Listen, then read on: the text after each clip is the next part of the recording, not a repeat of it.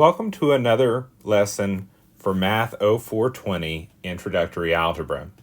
In this video, we will be discussing section 1.3, the real numbers. In this video, we will define the sets that make up the real numbers. We will graph numbers on a number line. We will express rational numbers as decimals. We will classify numbers as belonging to one or more sets of the real numbers. We will understand and use inequality symbols, and we will find the absolute value of a real number. Let's get started. Okay, definition. First definition is for the set of natural numbers. So the set of natural numbers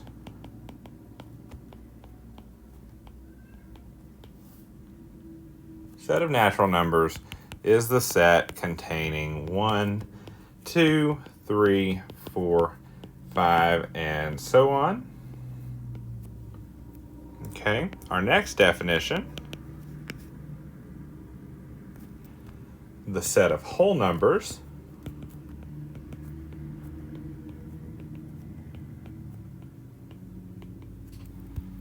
is the set that now contains all the natural numbers and 0, so 0, 1, 2, 3, 4, 5, and so on. And our last definition for the moment is the set of integers. The set of integers is the set, starts with an ellipsis from negative infinity, so negative 4, negative 3, negative 2, negative 1, 0, and then has the positive numbers 3, 4, ... toward positive infinity. So it's all the negative whole numbers and all the positive whole numbers and 0. So we have these that are the negative integers. And then from 1 on is the set of positive integers. Okay, let's now talk about a number line. The number line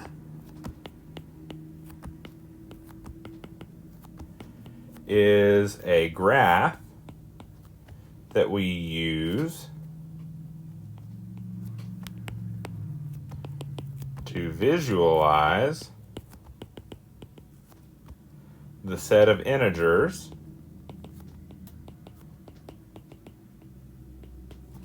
and other sets of numbers.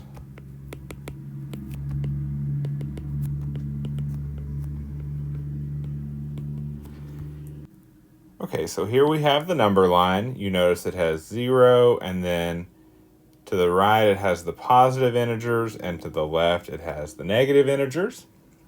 So for example 1, we want to graph 3 on the number line.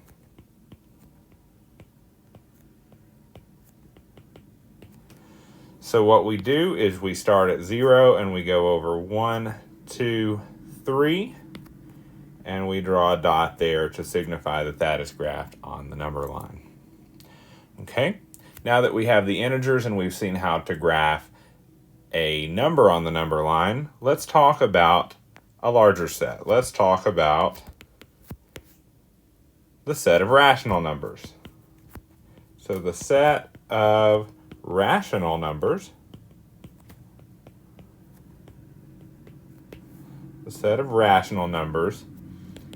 is the set of all numbers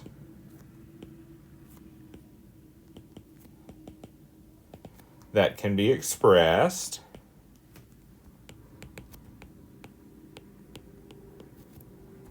in the form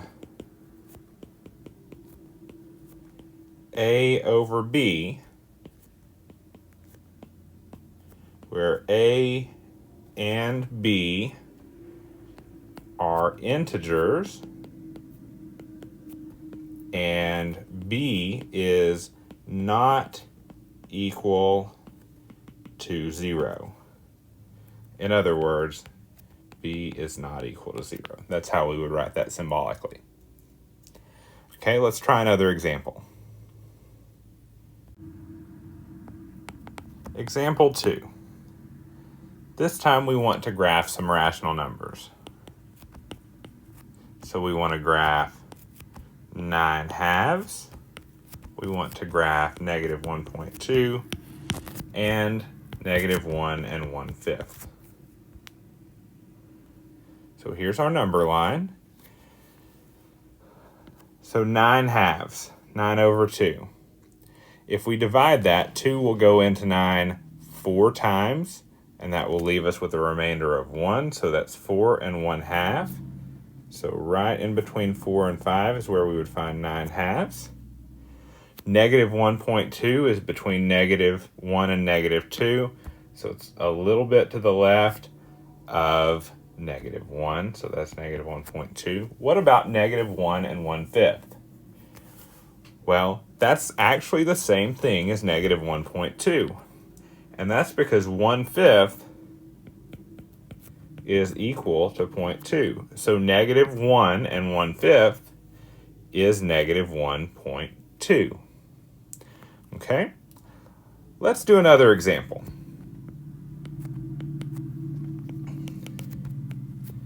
This time, we want to express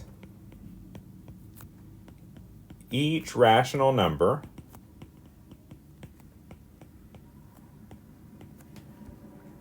as a decimal.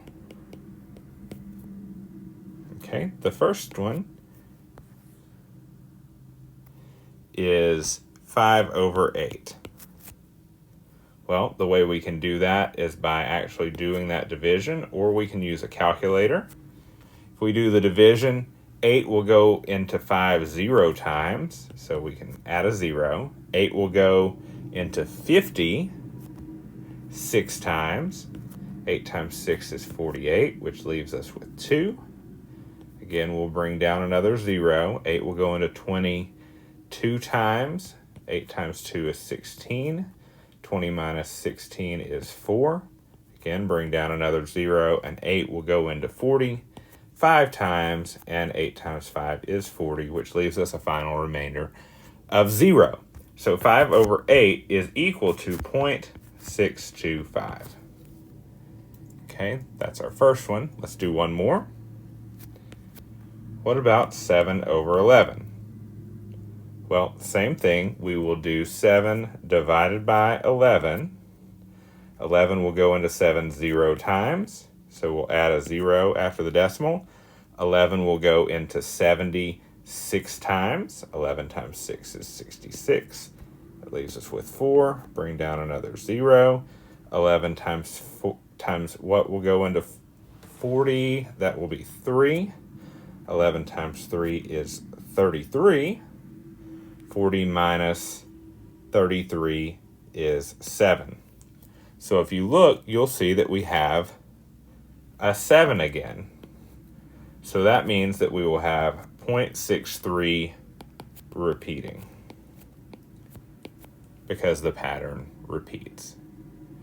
Okay, so now we've talked about natural numbers, whole numbers, integers, rational numbers. Well, what would it be if we had a number that was not rational? Well, we would call that an irrational number. So let's go ahead and define irrational number.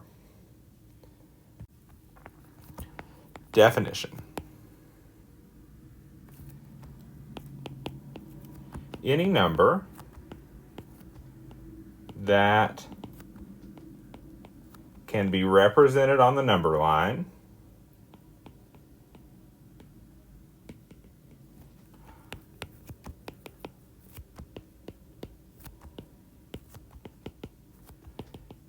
that is not a rational number is called an irrational number.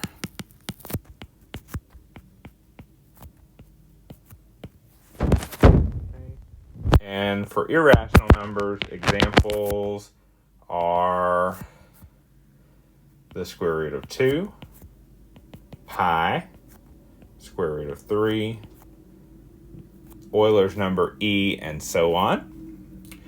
One more definition, one more set of numbers that we need to talk about is the overarching set, which is the set of real numbers.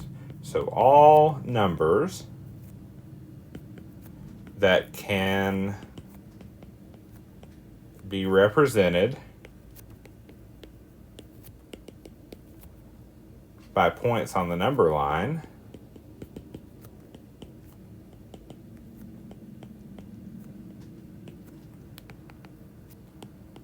are called real numbers. Called real numbers.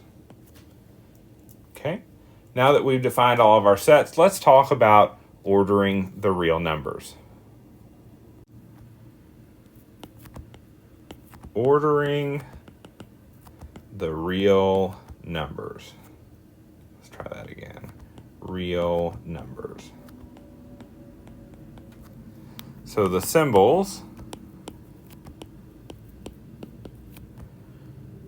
like this and like this, are called inequality symbols.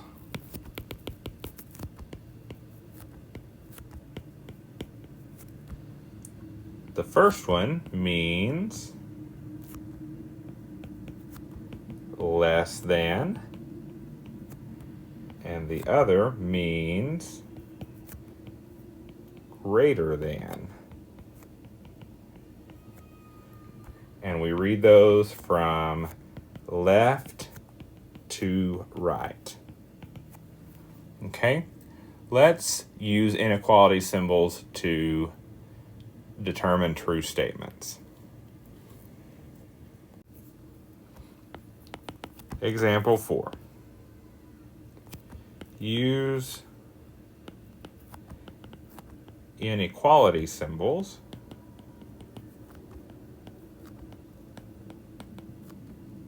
to make a true statement.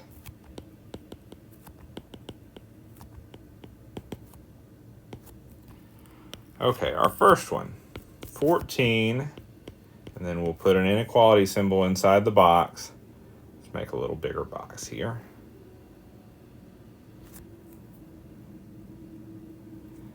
And 5. So which number is larger, 14 or 5? Well, 14 is larger, so what we put here is the greater than sign. What about negative 5.4 and 2.3? Well, on the number line, negative 5.4 is to the left, so it is less than 2.3. What about negative 19 and negative 6? Well, negative 19 is more negative, so it is less than. Okay, one more, 1/4 and 1/2. Which one of those is larger? Well, 1/4 is less than 1/2 because it takes 2/4 to be the same as 1/2. So again, less than. And a little bonus one, why not? 1/3 and 1/4. A lot of times you'll see third-pound burgers and quarter-pound burgers. Which one is actually a larger patty? Well, it turns out that 1/3 is greater than 1/4. So if you can get a third-pound burger, that's larger than a quarter-pound burger. Okay, the last topic we need to discuss in this section is absolute value.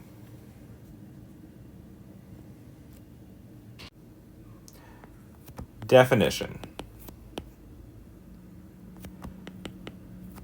The absolute value of a real number, which is denoted with vertical brackets, so the absolute value of a is the distance from 0 to a on the number line.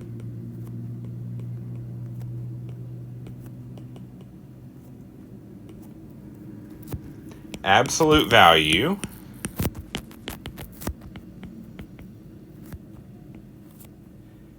is never negative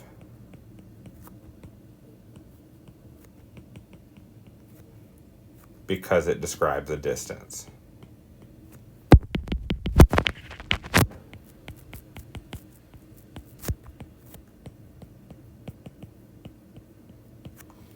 Let's do one example of absolute value.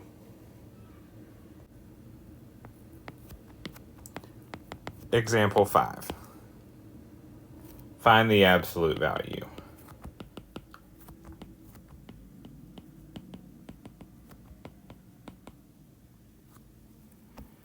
Okay, the first one is the absolute value of -4. Again, we're talking about how far we are from 0 to -4. And that's 4 units. So it's 4 units away, so the absolute value of -4 is the positive value 4. What about the absolute value of 6? How far is it from 0?